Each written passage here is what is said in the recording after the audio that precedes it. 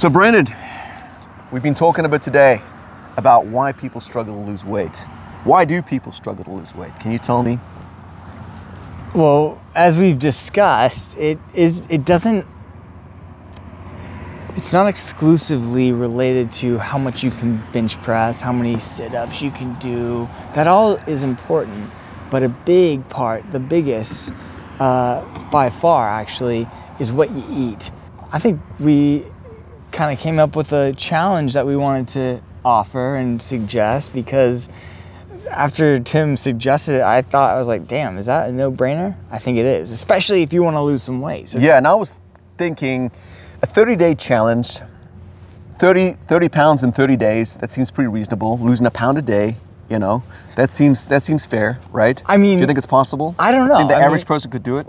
I don't know. It depends how much they weigh. I mean, I'm not overweight. I'm 155 pounds. Yeah, maybe. so if you lose 30 pounds, that wouldn't be that good. But if somebody weighs like 300, 400 do you think pounds, that you guys could help me lose 30 pounds? I mean, yeah, a couple pounds is fine, but I wouldn't say 30. That would be like wasting away. Yeah, and I wouldn't be healthy.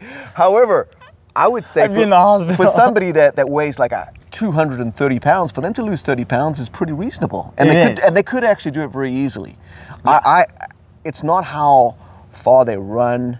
It's not how heavier weights they press. It all comes down to what they eat and what they don't eat. Revamping what you do in the kitchen, period. I mean, that's really the beginning and the end. So let me just sum it up to you. Let me make it easy. Let me give you all the secrets. Give me an elevator summary. I'll give you the secrets for free. No carbs. You can eat anything except carbs. Easier said than done, okay? Bread, pizza, pasta, cereals, donuts, cakes, muffins, all the fun food's gone, okay? So what do you eat except that? Well, you can eat anything. Salads. Well, people don't really like salads, okay? You can eat vegetables, you can eat chicken, you can eat eggs, bananas, you can eat fruits. I know people say, well, fruits have sugar. Yes, they do, but that's fine. You can eat a lot of that. You can eat a lot of peanut butter. You can eat beans, things like that. You want to mostly eat proteins. I'll put it this way. You can eat a lot of protein, okay? And you can eat a lot of vegetables. You just cannot have carbs. You cannot have carbs.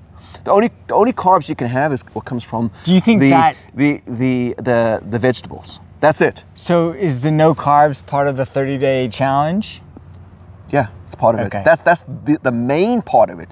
But the main thing you need to do. The main thing you need to do is change your psychology. Okay. Now, if you ask the average person why they don't do drugs, because they're not a drug addict. Why don't they do crack? Why don't they do cocaine? Why don't they do heroin? Because they're not a crack addict. Okay. And if a person wants to lose weight easily, okay, they need to change their psychology, their identity. Meaning, for 30 days, for 30 days, why don't you eat bread? It's not part of their identity. I don't eat bread because I'm part of the church. They are. It's who they are. I don't eat bread. Why don't you eat bread? Because I don't eat bread. The same reason they don't smoke cigarettes or do hard drugs or anything. It's not part of their identity. Right. So changing your identity is easier said than done. Okay, that's actually the hard part. That's actually what the people need to figure out, is how to change the identity. What can you tell people about changing the identity?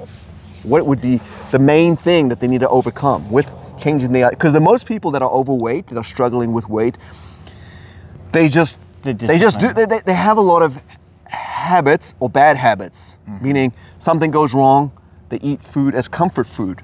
So how do they get away from that and eat more of the healthy food? Yeah, I think it comes down to discipline. It really ultimately boils down to whether you can maintain element or sense of discipline about, again, what you put in your body.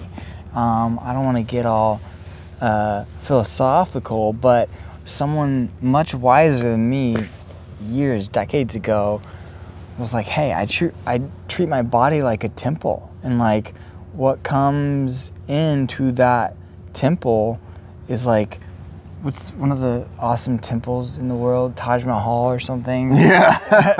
Whatever that temple is, that's what I've been thinking about. And I'm far from like perfectly healthy, and like I don't have my six-pack, not yet. But I I think it does come down to discipline. Over the last 2 weeks, and kind of what perhaps in part led to this being what Tim and I put together is like 2 weeks ago, I started waking up every morning and doing my push-ups. So the alarm goes off at 5 a.m. I wake up. I do, sometimes it's a little bit later, 5:30 or 6, depending on what time I have to be or I want to be at the office.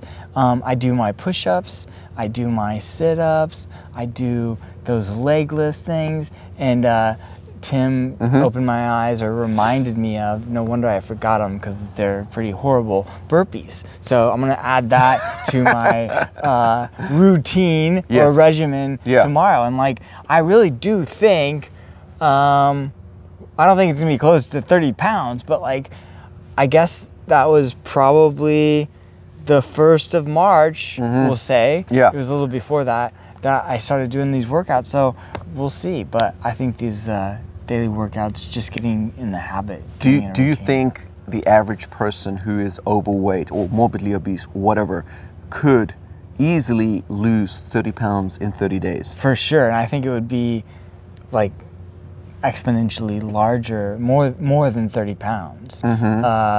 Look, I mean, for people that truly suffer with obesity, I mean, I'm far from an expert about this either, but like, you know, I think people that are weighing like, you know, 300, 400 pounds would qualify for being, you know, morbidly obese. And I had to imagine that like 30 pounds would probably be within the first week, maybe 2 weeks, once your body gets into that rhythm, which is another big thing, is like, make no mistake about it, you're getting your body into a rhythm and a routine. And the healthier it's kind of like having a healthy sleep routine, where you go to bed at a certain time and you wake up at a certain time. Precisely. And intermittent fasting is also something that can help. But even if a person chooses not to do the intermittent fasting and they just cut out the carbs, that's at least something they can do, cut out the carbs, right? Yeah. But if they want to take it a step further, they do intermittent fasting, where the last meal is at 8 o'clock, the first meal is at maybe 11, or some people even have their first meal at 4. They only have, I mean, you would think, I've done intermittent fasting, and you would think at 4 o'clock you'd be starving. You'd be amazed. The hardest part is the morning, but come around 3 o'clock, 4 o'clock, you're not even that hungry because your body is living off the fuel of the fat cells in your body. And then you think, okay, now I'm gonna make a big meal. You have like 2 pieces of broccoli and you're like full. Why? Your stomach shrunk.